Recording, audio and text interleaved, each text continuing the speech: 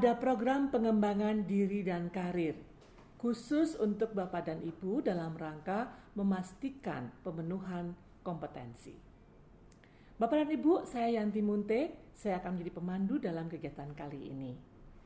Bapak dan Ibu, waktu kita berbicara mengenai proses pengembangan diri dan karir, ada beberapa poin penting yang perlu untuk kita perhatikan.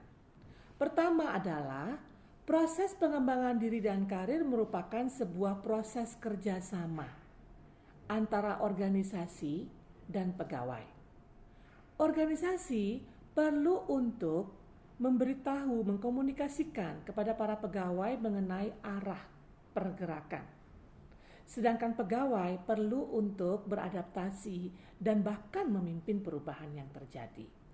Proses pengembangan diri dan karir merupakan sebuah proses 4 tahap. Dimulai dari mendefinisikan sukses, mengenali kekuatan dan kelemahan diri, mengelola diri, dan kemudian mengevaluasi kemajuan. Mari kita simak setiap tahap agar kita bisa memastikan kita memahami keseluruhan prosesnya. Proses mendefinisikan sukses. Sukses adalah sebuah situasi di mana kita mampu untuk merumuskan peran kita dan memberikan kontribusi kepada unit kerja kita selaras dengan kebutuhan dan harapan dari pemangku kepentingan. Untuk itu, ada satu latihan yang telah kita tuliskan bersama di dalam modul e-learning kita. Dan ada sejumlah pertanyaan-pertanyaan pemandu yang dapat membantu kita untuk mendefinisikan sukses secara lebih baik. Pertama adalah kita lihat bersama di sini ya, sebuah pelatihan di mana kita diminta untuk menjawab pertanyaan perubahan seperti apakah yang terjadi di unit kerja kita pada 1 sampai dengan 2-3 tahun terakhir. Mari kita dengar tanggapan beberapa rekan kita yang juga mencoba untuk memberikan pandangan terhadap hal ini. Pertanyaan selanjutnya adalah layanan seperti apa yang diinginkan oleh para stakeholder kita 1 sampai dengan 3 tahun mendatang? Bagaimana Bapak dan Ibu melihat perubahan peran yang terjadi? Kemampuan-kemampuan seperti apa yang diperlukan untuk menjalankan peran tersebut? Dan akhirnya, setelah kita pikirkan sejenak, seluruh perubahan-perubahan kebijakan, perubahan yang terjadi di masyarakat, perubahan lingkungan strategis, perubahan bisnis proses, dan seluruh perubahan-perubahan yang terjadi di dalam tata sosial yang ada, maka kita perlu juga untuk melihat akhirnya apa sih kriteria sukses di tempat kerja kita. Bagaimana cara kita akan meraihnya? Nah, Bapak dan Ibu, di dalam modul e-learning kita juga memahami bahwa sukses itu berarti kita memiliki kompetensi-kompetensi yang diperlukan oleh organisasi. Terkait dengan kompetensi ini, Bapak dan Ibu perlu menyadari bahwa kompetensi adalah suatu paduan dari pengetahuan, keterampilan, dan sikap.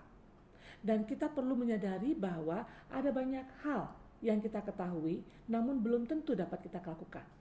Untuk dapat mengubah suatu pengetahuan menjadi sebuah keterampilan atau skill, maka kita memerlukan latihan-latihan yang berulang. Latihan untuk membuatnya menjadi sempurna akan mengubah apa yang kita tahu menjadi sebuah keterampilan yang dapat kita tampilkan. Dari apa yang dapat kita lakukan secara terampil dan menjadikannya sebagai bagian dari diri kita, sebagai bagian dari sebuah kebiasaan, maka diperlukan suatu upaya, kesediaan dari diri sendiri untuk dapat melakukan keterampilan tadi itu selalu dan selalu setiap saat dalam rangka untuk memastikan perilaku kita efektif di dalam pekerjaan kita. Bapak dan Ibu, keterampilan adalah hasil pelatihan berulang dari apa yang kita ingin jadikan sebagai bagian kemahiran kita dari pengetahuan. Sedangkan sikap adalah sebuah proses habituation atau pembentukan kebiasaan dengan cara kesediaan untuk melakukan apa yang kita kuasai selalu setiap saat untuk dapat memastikan efektivitas dari pekerjaan kita. Di dalam teori, kompetensi itu yang merupakan perpaduan dari pengetahuan, keterampilan, dan sikap biasanya akan dapat dibentuk dalam kurun waktu 28 hari. Setidaknya diperlukan waktu Bapak dan Ibu untuk bisa melatihnya dan memastikan dia menjadi bagian dari kebiasaan. Nah, yang terakhir, proses 4 tahap yang tadi telah kita bahas ya, dimulai dengan mendefinisikan sukses. Setelah kita bahas tadi, kita masuk pada tahap yang kedua, yaitu tahap untuk dapat mengenali kekuatan dan kelemahan kita. Untuk itu lihatlah laporan asesmen Bapak dan Ibu. Laporan itu akan memberikan pengetahuan mengenai aspek-aspek yang Bapak dan Ibu telah penuhi dan aspek-aspek yang Bapak dan Ibu belum penuhi sesuai dengan persyaratan. Kenali itu, kemudian kelola diri. Konsep pengelolaan diri adalah sebuah konsep di mana kita mengoptimalkan penampilan dari kekuatan-kekuatan kita dan kemudian memperbaiki area-area yang merupakan kelemahan kita. Lakukan secara terstruktur dan sistematis, dan kemudian secara berkala evaluasilah kemajuannya.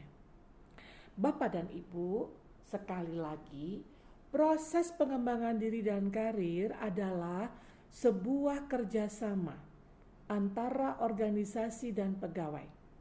Kedua belah pihak perlu untuk berkomunikasi. Organisasi perlu memberikan arahan, petunjuk apa yang akan terjadi pada organisasi di masa depan.